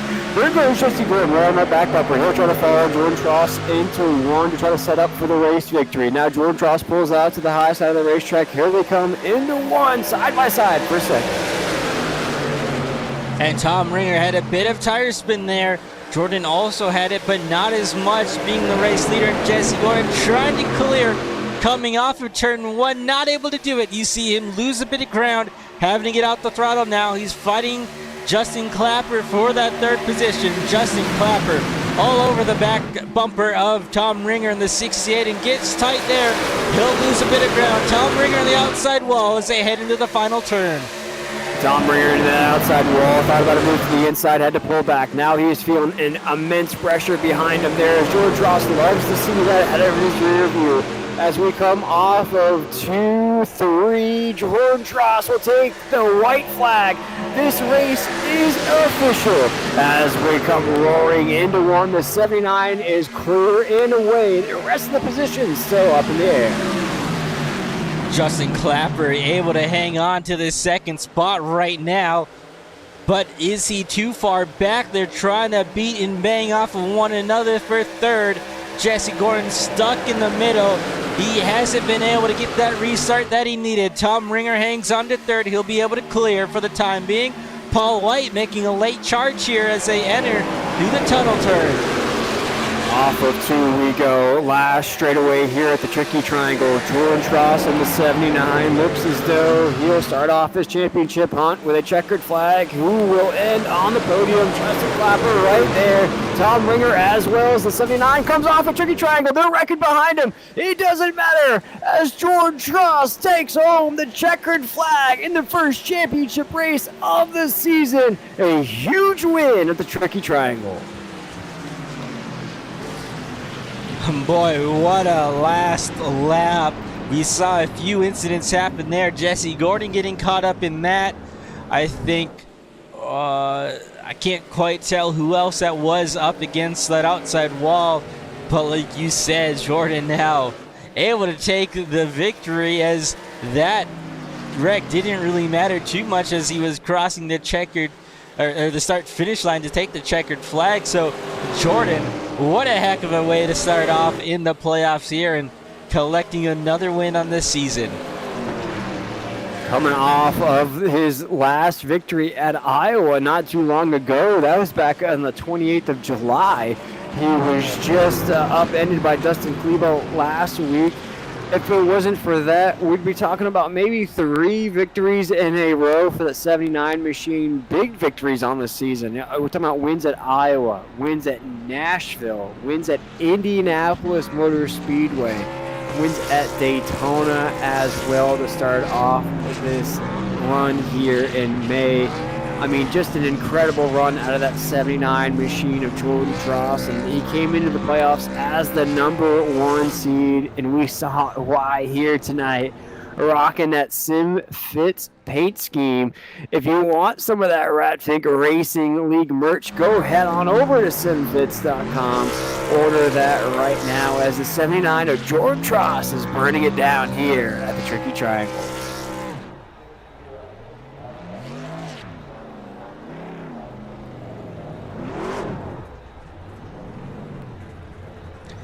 What a statement win out of this 79 team who, like you mentioned, Will, just able to find themselves with the wins when it matters the most and really when you need to be able to be on the high horse. And we'll get a chance to take a minute and speak with him here in just a second as it looks like he will climb out of the race truck.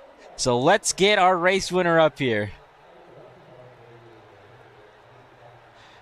Jordan. We are now joined. Oh, go ahead. Take it away. Go ahead. No, go ahead. Take it away. You got it. All right. Jordan, congrats on the race win. We're joined here by a race winner now who is able to hang on to those last couple of restarts. But ultimately, Jordan, that crazy last restart, you really were able to make that car, or make that truck, wide and hang on to it there. Really, talk about tonight's overall race from a team standpoint and really what you need to do to set yourself up to be towards the front at the end of this thing. Yeah, that was a roller coaster of a race, that's for sure.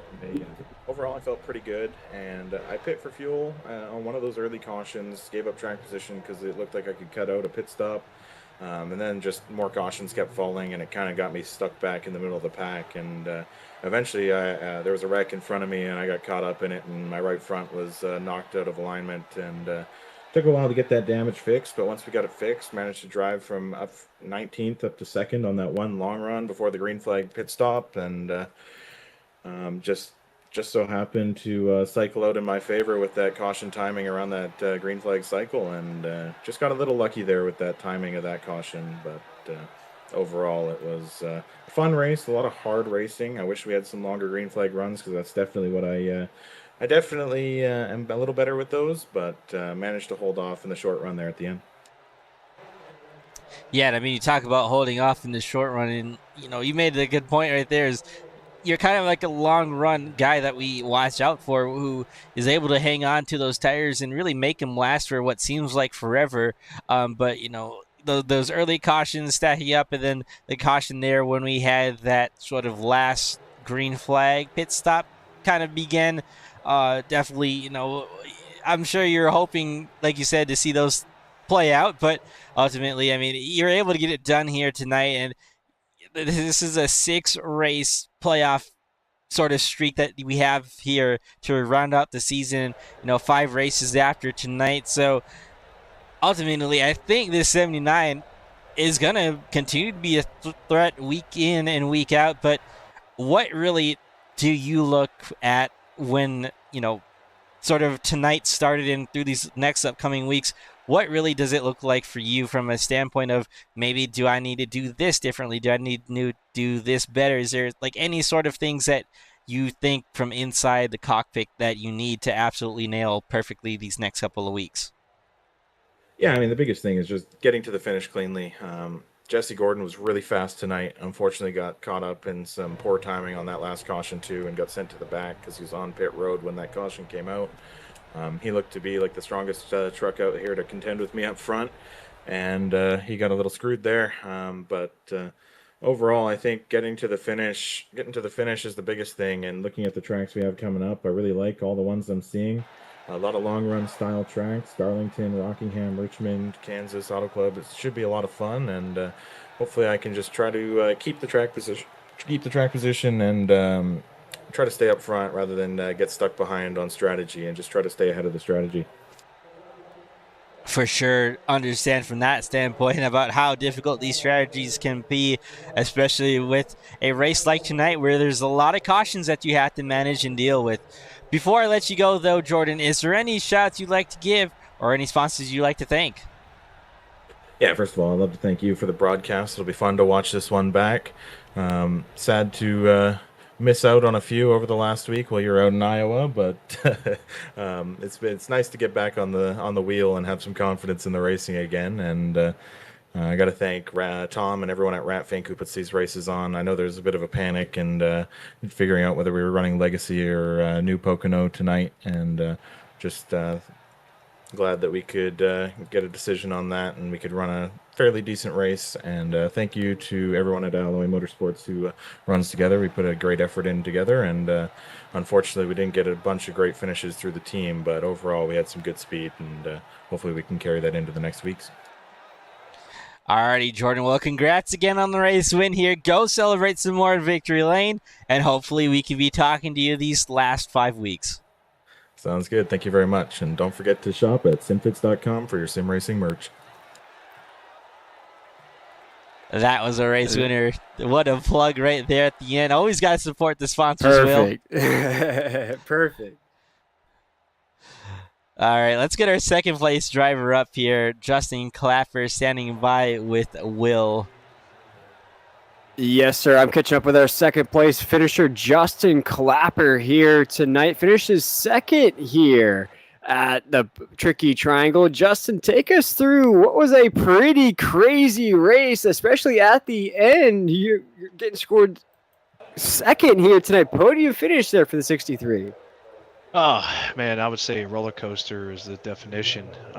Seems to be the kind of the story of my iRacing career is just up and down races. Man, it was exciting out there. I wish we had a little more green flag racing, but luckily I was really nervous that last green white checker on how the 63 was going to handle. But man, it locked in, and I had to restart my life there. And I wish we had a couple more green flag laps. I think maybe she'd had something for the 79 Jordan Tross, but I'll take P2 all day.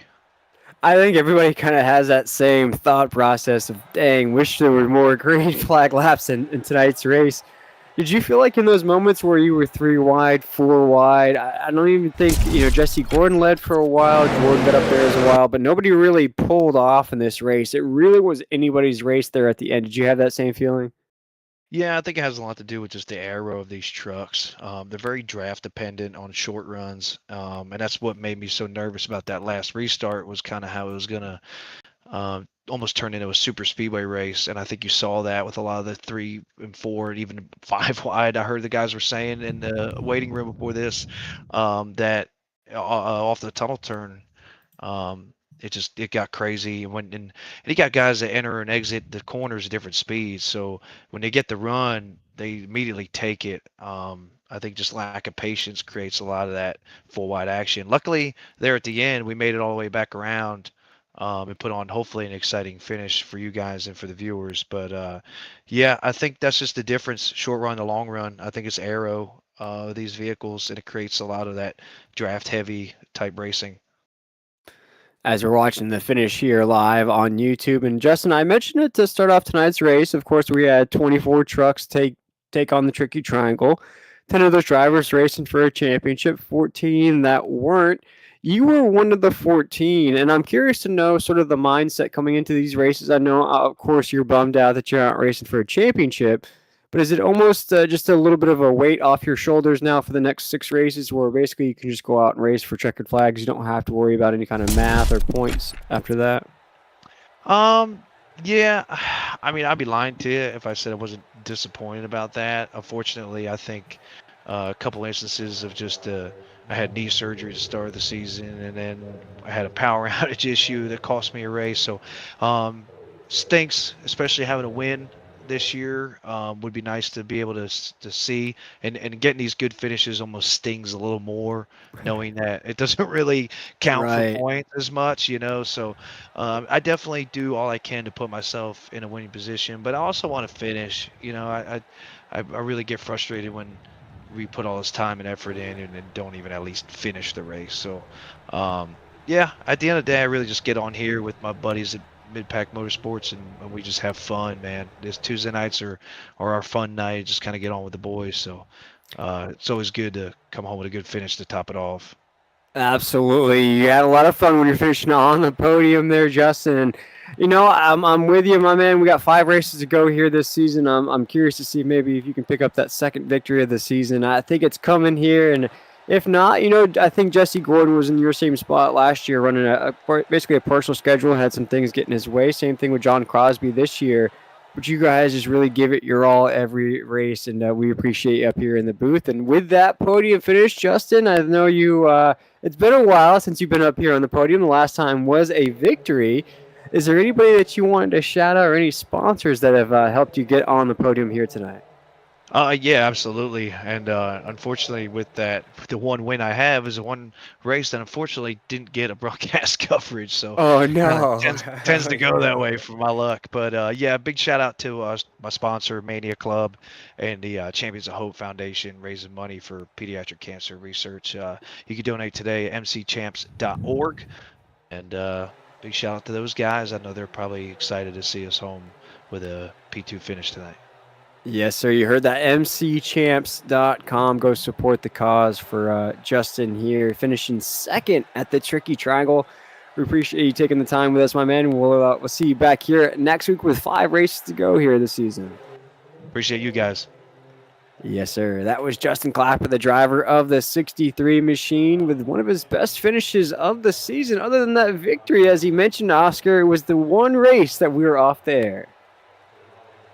Yeah, that was unfortunately a week, I think, before I started with you guys in the Ratfink Racing League. So, I kind of, I don't know if he actually realizes this, but I actually raced against Justin Clapper back in like the NASCAR heat days. So it's kind of a little full circle moment to, catch up. Or I guess not really catch up, but kind of meet back in iRacing, and again, I fully expect Clapper to find himself in the victory lane again. It's just he kind of mentioned it. It's getting to the end of these races, which can be so difficult at times, especially when a lot of cautions come out. So you have to have some luck on your side, but you also need to be able to have that confidence to be able to find yourself at the end of these races. And one of those guys that had the confidence in tonight's race, and it's not too often that we get to speak with an admin of the league, if you will. This guy here in the 68 machine comes out week after week, gives it his all every single race. Here tonight was in and out of the top 5, got inside the top 3, was able to hold off some of those big guys there on those late runs. Without further ado, it is time to speak with, as mentioned, one of the admins here in the Ratfink Racing League is going to have a little bit of work to do, I'm sure, in the garage after this interview. But Mr. Tom Ringer, welcome to the podium. Congratulations on the 3rd place finish, my man. I appreciate it. Glad to be here. Take us through this race, because it was, we've heard the sentiment of the top 2 drivers where they wish there were more green flag laps in this race just because of the intensity. It was 3 wide, 4 wide in spots. Take us through your point of view of this race that was just craziness from the drop of the green flag. You know, after, I want to say it was the 2nd caution, I looked at the fuel and I could save about 5 laps. I could make it, and I know Christopher Bell did it before, so I thought, okay, well, I'm just going to try it because I ain't going to be able to win this thing. So I pitted, and I stayed in the back. I don't know if you guys noticed, but I was way back there, and I was clutching and shutting the truck off every corner. If it would have stayed green, I would have been fine. Of course, the caution came out. So then the next one, I pitted early. I don't know if you guys noticed, but I pitted early. And I was coming around the tunnel turn, and I could hear guys pit, and I'd come out. I was 3 or 4 seconds ahead of them, which is plenty enough room to be able to make the finish. And then I went from like 13th all the way up to like 5th. If it would have stayed green, I'm pretty sure I would have won it. But you know how that goes. Didn't come out, and then I ended up starting I knew Jordan was going to probably give me hell, but I'm lucky to be able to get 3rd. I hit the wall. Me and Jesse was fighting back and forth. I mean, I gave it everything I could do, hoping that I could stay in the top 5. So I'm lucky to get 3rd. Happy to get 3rd. I wouldn't change a thing. I thought it was pretty good. Cautions didn't fall my way, but it is what it is. I do remember that run, as you mentioned. I did see you creep up to about 2nd or 3rd on that grid during that green flag pit stop window, just before that yellow flag flew. So I think you may have been onto something there. If it would have stayed green, you could have run away with this. Not all is lost, though, with the 3rd place finish, though, Tom, because you are in that championship hunt. And with the 3rd place finish here to start off the championship races, that should do you pretty good in that championship standings. How crazy it is, or how good of a feeling is it to be racing for a championship with 5 races to go? You know, considering it's, you know, I'm the owner of RFRL, it's a privilege to be up here fighting with these guys. I normally don't fight very hard, but you know what? This is the playoffs. I'm going to give it everything I got, and I'm hoping I can keep up with Jordan, Jesse, and Dakota, and all the real fast guys. You know, congratulations on Clappert. He did a great job getting a 2nd. So if I can stay within grasp, I'll do what I need to do to win this thing. I mean, we don't call you Mr. Consistency for nothing. I mean, you come in, week out, top 10s, top 5s. I think just waiting on the points to get updated here after tonight's race, and we'll get a good idea of where you fall after that. I believe you moved up just a little bit, now just behind Jesse Gordon in those point standings. I believe now you are 5th. You are 5th in the championship hunt. So congratulations, Tom, with that 3rd place finish. It is a great way to start off this championship hunt. And as you mentioned, the owner of Ratfink here, we love to not only give you the opportunity to shout out people that may have been watching tonight's broadcast, but any sponsors or anybody else that you wanted to mention here with your podium finish. Well, you know, we appreciate SimFits, and I've got Apivy behind me, so Apivy Simulator there in Cali here. So, I mean, you know, the admins that I have in place are top notch. I couldn't do it week in and week out without him. Chuck Burley is the man. I know that I'm pretty sure he's going to reset the points because once we start the playoffs, it should go 1, 2, 3. So it should be Jordan, Clapper, to me is what it should be. But I don't know. I'm pretty sure that's the way it goes. I don't think that the system has updated it yet, but if that's the case and I'm in third, and then I'm going to give it what I got to get up there. So I appreciate you guys. You guys are awesome. I appreciate the whole league and love doing it week in and week out and wouldn't change a thing. Well, congratulations, the boss man himself, Mr. Consistency. Tom Ringer finishes third here tonight. We appreciate you taking the time with us here, Tom. I'm sure you got some work to do behind the scenes in the garage area with all the craziness we had here tonight, but we appreciate you taking the time. Congratulations on that podium finish. All right, guys. Appreciate it. Have a good night. Yes, sir. You as well. That is the boss man of Ratfig Racing League. Go check it out at rfrlleague.com. I want to go ahead and plug that website to go see those point standings as he was talking about, Oscar. That could be updated at any minute now. That will show the championship hunt updated after one race in the books. And what a race it was.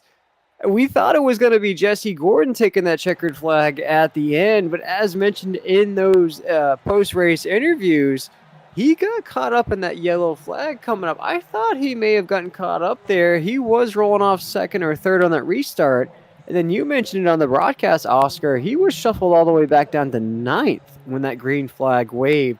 So just a crazy turn of events that opened the door for Jordan, of course, getting another victory on the season. But look at Tom Ringer with that third place finish. That catapults him up to about fifth in that championship hunt. Yeah, I mean, just so many, kind of strategies that maybe we don't quite know. Is like, we do our best to pay attention, but sometimes you see a driver that maybe, like Tom Ringer, plays a little bit different of a, sneaky card out there that we don't quite catch. And being one of those playoff drivers, that's somewhat what you need to do, and it rewarded him here tonight with a third-place finish. We talked to Jordan, obviously, came home with the race win, and again, another one of those playoff drivers, and Justin Clapper, who finishes second, just barely missing out on the playoffs, but ultimately, at this point, just trying to chase down some wins before the season is over. So, I mean, there's a lot of mixture in between the top three and the top five. I mean, just looking out of the top five right now, I mean, there's guys who we really have a mix of playoff drivers and non-playoff drivers. So, I mean, guys that are just looking to capitalize on mistakes from others. There's just a whole lot going on to really keep up with, Will. And, we got 5 weeks before we end this thing, and there's still, a lot each week and week out. I mean, it's just going to be a crazy 5 weeks for these drivers. 5 races to go here this season, but it is time for the official results here in week 15 from Pocono. We just spoke with the top 3 finishers, Jordan Tross, Justin Clapper, Tom Ringer. Now to round out our top 5, we have Dakota Reader, Anthony Harden. Paul White finishes 6th. Brian Sousa 7th, Cody Deek 8th in that Obsession truck, Keith Vaughn 9th, and Lance Losh finishes 10th with that controversy he has here tonight. Shout out to the Wynn family as well. Anthony Burleson 11th, Jesse Gordon 12th, David Borsecki 13th, Todd Perrant in that 69. Everything he went through here tonight still gets a top 15, finishes 14th. Victor Etheridge also in that same boat as well, finishes 15th, top 15 for that 6. Roger Diebold saw a great speed out of him here tonight. Just a late race, started to fall back, just couldn't get it right there at the end, finishes 16th. Zachary Wynn, of course, in that 72, finishes 17th. Brandon Hitton in that 5. We saw him there on that restart in that lead. He was actually multiple laps down in that 5, finishes 18th. Ian Blanchard 19th, Cooper Brackens 20th, Jim Jackson 21st, and this is where everybody's heart almost broke virtually as Tommy Wynn finishes 22nd after qualifying inside the top 5, running inside the top 3. Man, heartbreak for the 71. Also for the 73, John Crosby, Mr. W himself, finishes 23rd here in tonight's race. And of course, we saw the misfortune out of the 26 of Toby Bruce. That is the official results here in week number 15, our first championship race of the season. And I cannot wait for next week, Oscar, as we wrap up tonight's broadcast. We head to the Lady in Black Darlington for week 16. Yeah, you thought tonight was difficult to try and manage around the tricky triangle. We looked at Darlington, which is known to give you a hard time in every portion of that racetrack. Such a difficult track. It's worn out. It's bumpy. It doesn't have the handling like some of these other tracks. So drivers in this playoff, they have their hands full over these next couple of weeks. And just in general, the field, they're going to be right there as well. So Darlington, like you said, kicks off next week right here on Turn Sector Media. As always, folks, make sure to hit that like button, subscribe, and that notification bell. We still have Next Gens and the ARCA series coming up here with the Ratfink Racing League, partnering with the Turn Sector Media here live on YouTube. But for myself, William Tiller, joined up here by Oscar Jensen, the man providing all of these wonderful shots you see on your screen, as well as co-commentating the race. We want to say congratulations to Jordan Tross. He is that top championship contender going into race number 2. Came in as the 1 seed, finishes as the 1 truck here tonight at Pocono. It will be the Lady in Black. And next week, week 16, we'll see you then, 9:40 Eastern Standard Time. Until then, have a great night. It is the 79 taking home the checkered flag here tonight at Pocono. All right, everybody, welcome once again to the Ratfink Racing League on Tuesday night. My name is William Tiller. I am joined up here in the booth by Jacob Williams. Drivers, start your engine! All right, boss man, fine hold. Fellas, so have a good day today. Like I said, load all the fans, and thank you guys for coming out here. We got a great crowd today. Everybody listening at home. Stay home out there. Everybody enjoy the race. All run all day long. You ready to go? How you feeling about today, guys? Stay focused, be smart. You guys been doing a great job out there. Really on the outside. Like for nothing other than that, the rest of the race. We're short track racing here on a Tuesday night. And we are thundering and lightning into corner number 1 as this race kicks off officially. Oh no! Big impact to the 6 of Victor Etheridge in the top side wall. Tonight we are warm and toasty in Homestead, Miami Speedway, the 305. And we see damage and scrape that topside roll. It's time to go racing once again in the Ratfink Racing League as George Ross in the 79 takes us into corner number 1. Action starting to pick up here off of 2. Oh my goodness, as the machine comes off of 2. It's time for the Tuesday night Ratfink Racing League. Racing isn't easy, but experiencing it is. iRacing puts you in the driver's seat with the industry's leading sim racing game. Drive on laser scan replicas of the greatest racing circuits from around the world. Go head to head against other drivers chosen by skill-based matchmaking to ensure competitive racing at every level. Compete across all your favorite series in officially licensed cars engineered to deliver the most accurate driving experience possible.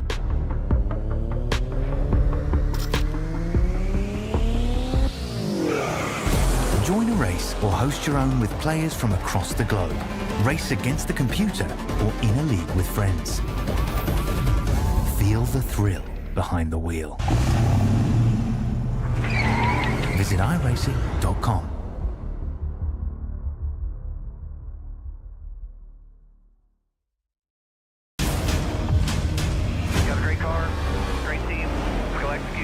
Start time. We know what we got to do. Stay in the fight between the walls. Time to turn the intensity up. Fight to the end, no matter what happens. Good day to be in Victory Lane. Green flag is in the air. Driving with conviction. Side by side, hammer down. The after-checks are waiting. Count out anybody who wants it the most. We are eyes on the leader now. He is driving his